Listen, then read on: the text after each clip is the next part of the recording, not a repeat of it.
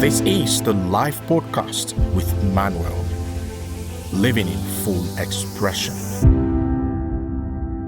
Because this is the scariest part. It isn't that AI is involved in these things. The scariest part is that you don't even notice it. You think you're making choices, but really, you're just confirming AI suggestions. You're helping AI with its predictive features. The algorithm narrows your options, present them in a specific order, highlight certain things, hide others, and you think you're choosing freely, but you're choosing from a pre-selected menu that AI designed specifically to guide you towards certain outcomes. Hello and welcome to the live podcast with me, your host Manuel, and today we're going to be talking about something that's probably happening to you right now and you don't even realize it. First, I would like to start by asking you a simple question. And that question is this: when was the last time you got lost? Not just turning around for a minute, actually you got lost and you had to figure out where you were. Maybe look at street sign, ask someone for direction, use your own sense of direction, and so on. For most of us, you may not have remembered. Another question for you is this: when was the last time you wondered about something, a fact, a question, a curiosity, and you just sat with it, thought about it, and let it marinate your mind for a while? Again, you may not have remembered, because the moment we wonder about something, we want to Google it or we want to ask ChatGPT for it. Don't get me wrong, I'm not saying that using ChatGPT or using Google or GPS is wrong.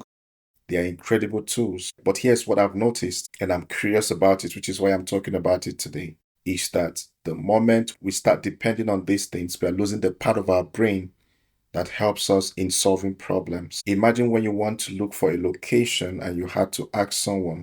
You would have created something by getting in touch with someone and getting to know them, and that would have added to your list of contacts.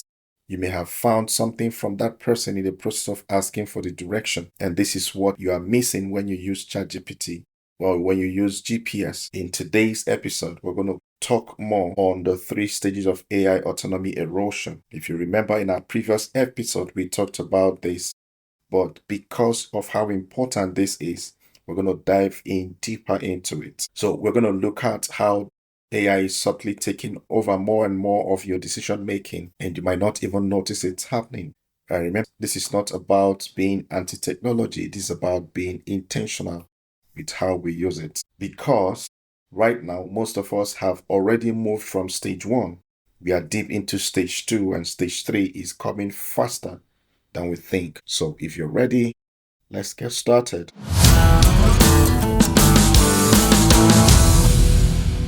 Now let's look at the 3 stages of AI autonomy erosion. If you remember, in our previous episode, we mentioned them. So I'm going to take them one after another and we're going to explain how this is already affecting us. The first stage is the helpful assistant. In this stage, this is where most of us started with AI. This is where AI serves as a helpful assistant, making life easier, more convenient, more efficient for us. And at this stage, it feels amazing because everything is upside. Think about your life. The GPS navigation, you don't need to remember how to get anywhere. You just type it in and you're there. You have auto-completion. You don't need to remember how to spell. It finishes your sentences for you. And you have auto-correction. You don't need to proofread anymore. It fixes your mistakes. And you have recommendations. You don't need to search. Netflix, YouTube tells you what to watch next. Amazon tells you what to buy. Spotify tells you what to listen to. And all this feels helpful. And of course, they are indeed. But here's what's happening beneath the surface. You are actually outsourcing small decisions. At first, they may seem like not a big deal. Who cares if I don't remember how to get to a friend's house? GPS gets me there faster. Who cares if I don't spell necessary without autocorrection? You will still communicate the idea. But this is a problem because your atrophy is already fading off. Now let's take, for instance, you're going to a friend's house and you miss your way. You meet someone to ask for direction. You get to talk about the direction, and one thing might lead to another. You might begin to find useful information from that person, and you might even build relationship with that person by simply asking for direction from that person. But this is what you miss when you depend solely on GPS to find that location. Now, here are the things that you start noticing when you depend solely on this. You can't navigate without your phone anymore. Someone asks you for a direction, you literally can't give them because your spatial awareness is gone. You try to write something by hand and you can't spell basic words. Your brain expects autocorrection to handle it. Now remember, the skills you don't use, you begin to lose. So, here are the stage one pattern that you need to be aware of. You use AI for convenience. It saves you time and mental energy. You stop practicing the skills it's replacing. The skill quietly disappears. You don't notice until the AI isn't available. This is your stage one, and it means that AI is already eroding that skill that you already have. And this is why this matters. In stage one, it might seem harmless, and individually, each thing is pretty harmless, but collectively, you are building a dependency, and dependency is the foundation for stage two. And that is what AI is doing, because once you depend on AI for small things, it becomes very easy to depend on it for bigger things. And that's where things get interesting. So, having understood stage one, let's talk about the stage two, which is the trusted advisor. In this stage, AI stops being just a helpful tool, it becomes your trusted advisor, something you don't just do without, something you consult and trust to make decisions for you. And I want to paint this scenario for you. So, let's say in stage one, you wanted to go for dinner and you know you're going to Main Street. You just simply ask, how do I get to Main Street? But in stage two, you're now asking, where do I go for dinner? And I want you to see the difference. In stage one, you were asking AI to execute a decision you've already made because you already made a decision that you're going to eat or you're going for a dinner, but your destination is Main Street. So you wanted to find a direction to Main Street. But now in stage two, you're now asking AI to make the decision for you. You're trusting its judgment about what you would enjoy. So let's be real about it. Let's say, for example, you want to watch on Netflix or YouTube. You don't browse anymore. You don't explore. You don't even know what you are in the mood for. You just pick on whatever the algorithm recommends. For example, you'll see things like top picks for you because you watched. And here's the thing, it's usually pretty good. The algorithm knows what you like. But when was the last time you discovered something on your own? Maybe you explore, you try to find out on your own. When was the last time someone recommended a movie and you thought, you know what? I'll give it a shot, even though it's not my usual thing. This is what the algorithm does. It keeps you at your comfort zone and you're letting it. Let's look at what to buy. You may need to buy something and you go to Amazon and you see things like bestsellers or top rated. You don't research, you don't compare. You just trust the algorithm has surfaced the best options for you. Yes, sometimes this might work. You can get decent products, but you've also stopped thinking critically about what you actually need, what features matter to you, and what trade offs you're willing to make. You are just trusting the crowd and the algorithm. And the question is, who is behind the algorithm and who is behind what you're seeing? Let's look at what you listen to or what you see on your social media feed. Your podcast app tells you what is worth listening to, your news app tells you what you should know about. And here's a subtle shift. You stop seeking information and you start receiving information. And the information you're receiving, who is in charge, who is pushing this information to you. Because you're not going out and finding perspectives, you are consuming what the algorithm serves you. Let's look at dating and relationship. And I want you to know that this is huge. Dating apps don't just connect you with people, they tell you who you are compatible with. The app decide who you see, when you see them, and in what order. And here you're trusting the algorithm to understand compatibility better than you do. Let's look at how ChatGPT have shifted a whole lot of things for us. With the advent of ChatGPT and the AI assistants, this had gone to another level. We've gone from AI help me write this email to AI write this email for me. We've gone from AI give me idea for my presentation to AI creates my presentation. We've gone from AI what should I say in this difficult conversation to write a full script word for word for me. I'm not saying these tools are bad. For me, I use them as well. But I've noticed something even in my coaching practice. People are starting to defer to AI for judgment calls. Not just facts, not just efficiency. I mean for judgment. Should I take this job? How should I handle this conflict? What should my priorities be? These are deeply personal questions that require your values, your context, and your intuition. And people are already outsourcing them to AI. And this is gradually declining critical thinking in humans. And here's what I'm seeing. People are already losing the ability to sit with ambiguity. They are losing the ability to think through problems on their own. They're losing the trust in their own judgment because why struggle to figure something out when AI can give you an answer in seconds? Why sit with uncertainty when you can get immediate clarity? Why trust your gut when you can trust the algorithm? So these are little things that are happening that people are not taking notice of. And I want to share a little story of what happened to me myself. I was working on a business decision and I quickly picked my phone to consult ChatGPT and I asked, should I pivot my coaching program or double down on what's working? Now, this is something that might look complex, lots of factors to be considered, no clear right answers. But I quickly jumped to ChatGPT because I felt it should have the answers. It has more data points than I do. And I actually typed the whole situation, all the context ready to hit send. And then I stopped and I thought, wait, why am I asking AI to make this decision for me? ChatGPT doesn't really know my values. It doesn't know my vision. Even though I may have explained that in the context, it doesn't know what I'm willing to sacrifice or what matters most to me. It can give me frameworks and consideration, and that's useful. But I'm asking it to tell me what to do. I'm abdicating my own authority over my life. And this is stage 2 in action. And I want to show you the pattern of stage 2. In this stage, you ask AI for recommendation, not just information. You trust AI's judgment over your own instinct. You feel anxious making decisions without AI input, and this is common. You defer to the algorithm expertise.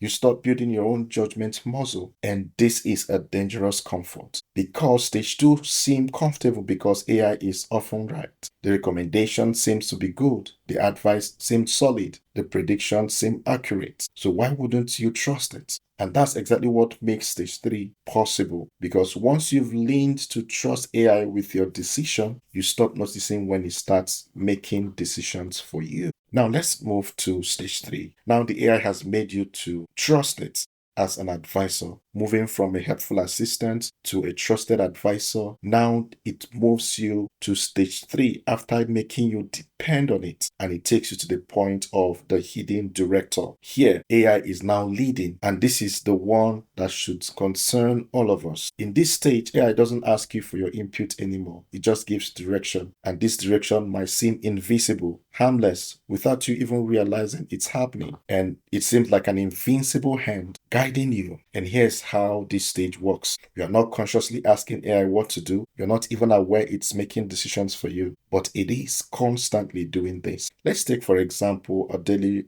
normal routine that you may have. Let's say you wake up, your phone alarm goes off, AI determines your optimal wake up time based on your sleep patterns, and then you check your notification. AI has decided which one to show you and in what order, and then you scroll your feed.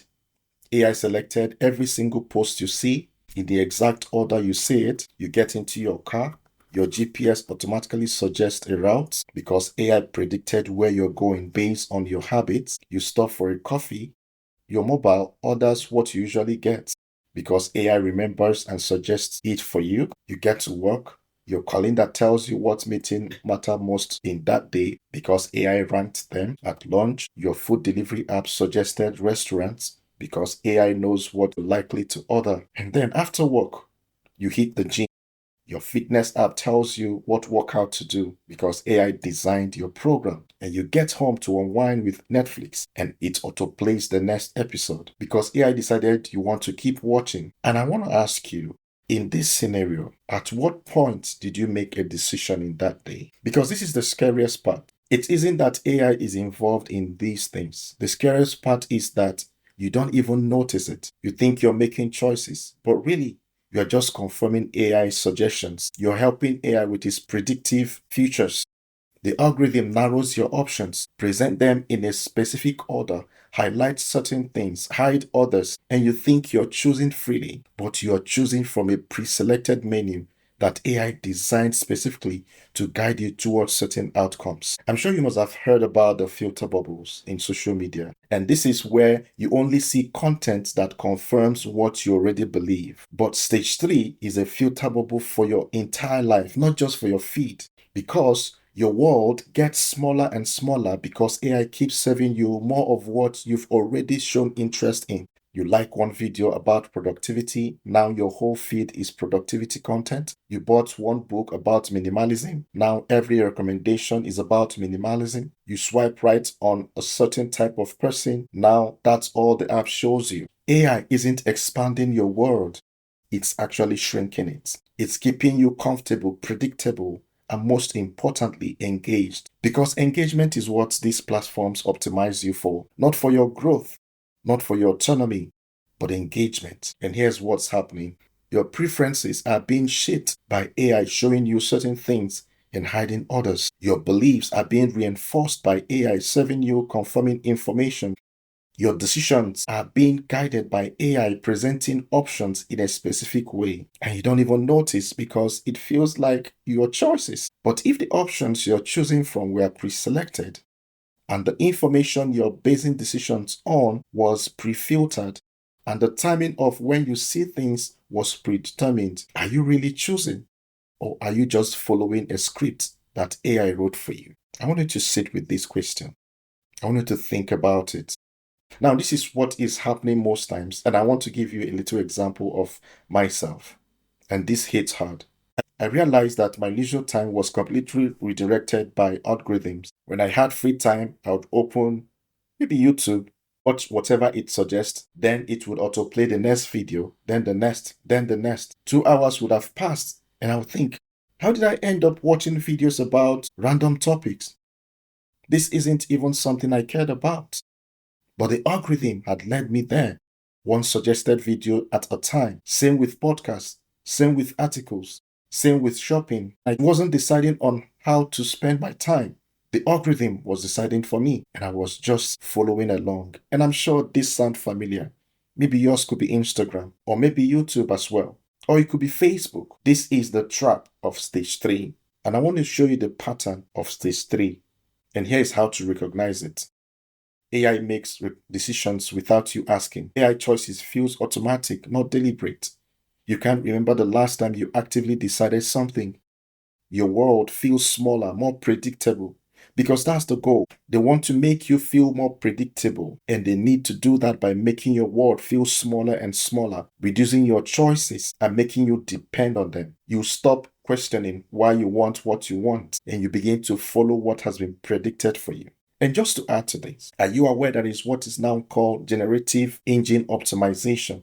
And this is where marketing has come into ChatGPT, where they recommend things for you. Companies are rating themselves on ChatGPT so that their products are recommended easily. Their products will rank on ChatGPT and on other large language models. This is the goal, to make you predictable.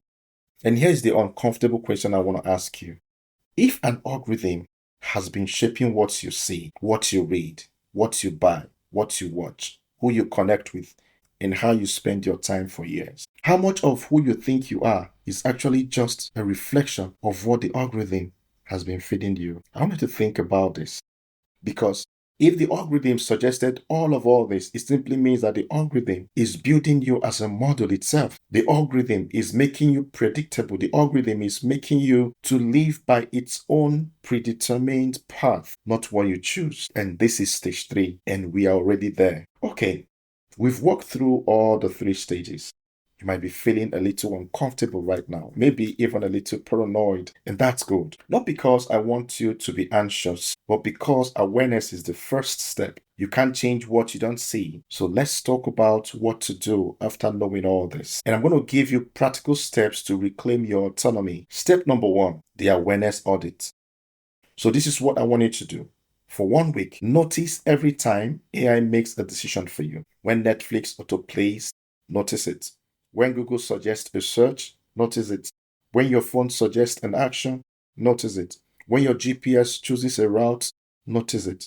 Don't change anything. Just do the noticing. Write it down if you want. But I would suggest you do. Keep a list of it. And at the end of the week, Look at how many decisions AI made on your behalf because you can't reclaim what you don't recognize. And that's why you need to take notice of all this. Then, stage number 2 is the deliberate decision practice. So, you start making one decision per day completely on your own without AI input. Not big decisions, small ones. For example, choose what to watch without looking at recommendations, navigate somewhere without GPS, even if it's just across town, buy something without checking reviews or ratings, write an email without AI assistance. The point isn't to make the best decision at this point. The point is to make your own decision and to be responsible for your decision and practice using your own judgment. Then, step number 3, the friction strategy. I wanted to add friction to AI use, and this is what you can do. Turn off autoplay on Netflix, your YouTube, Spotify. Disable suggested content in your feeds. Turn off autocomplete in your search bar on your phone. Disable app notification that suggest actions. Make it so you have to actively choose to engage with AI rather than passively accepting its suggestions, because friction forces intentionality. Step number 4, the seek, don't receive rules. Stop letting information come to you. Go seek them out. Instead of scrolling your feed, go read something you've been curious about. Instead of watching suggested videos, search for a topic you want to learn about. Instead of letting the apps tell you what matters, go find diverse perspectives. Become an active seeker, not a passive receiver. Step number 5, the analog day. So this is what you want to do here. Once a week, go completely analog for a day, or even just a few hours if a full day feels impossible. No GPS, use a paper map or ask for direction, no streaming, read a book, have a conversation, no social media, be bored, let your mind wander and rediscover what your brain does when it's not being directed. Step number 6, the value checking. Every month, ask yourself, what do I actually value? Not what the algorithm think I value based on my engagement. What matters to me? Write it down. Then look at how you're spending your time. If there's a mismatch, you've been letting AI direct your way from your values, because your attention should reflect your values, not the algorithm's goal. And here's the bigger point. Here's what I want you to understand. AI isn't bad, it's a tool. But like any powerful tool, you need to be intentional about how you use it. A hammer is useful when you're building something. A hammer is destructive when you're swinging it randomly. And it's same with AI. When you direct AI, it amplifies your capability. When AI directs you, it erodes your autonomy.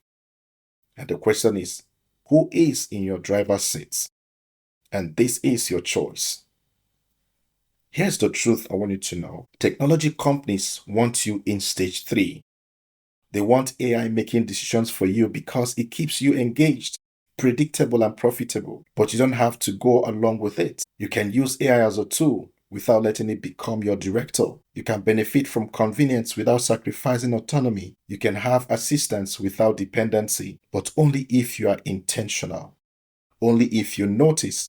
Only if you choose. So you have to choose. All right, let's bring this home. We've talked about the 3 stages of AI autonomy erosion. We went from stage 1, which is the helpful assistance where you outsource skills. We went to stage 2, which is the trusted advisor where you outsource judgment. And then stage 3, the hidden director where you outsource your life. Most of us are living in stage 2 right now and are heading quickly towards stage 3. But it doesn't have to be that way. You can pull back. You can reclaim your autonomy. You can be intentional. And here's your action exercise for this week. I'm going to give you one simple challenge, and that is I want you to pick one area where AI has been making decisions for you and take that decision back. Just one. Begin with one. Maybe it's navigation. Maybe it's what you watch. Maybe it's how you spend your free time. Take back one decision. Make it yours. See how it feels. And then next week, take back another one. Small steps, consistent practice. That's how you reclaim your autonomy in an AI-driven world. And here's the final thought. Your life is yours to live. not the algorithms to optimize, not AIs to direct. It's completely yours. And remember that always that you have a chance to choose who is in the driver's seat of your life. This has been the Life Podcast with me, your host, Manuel. And until I see you in our next episode, stay intentional, stay aware, and keep living in full expression.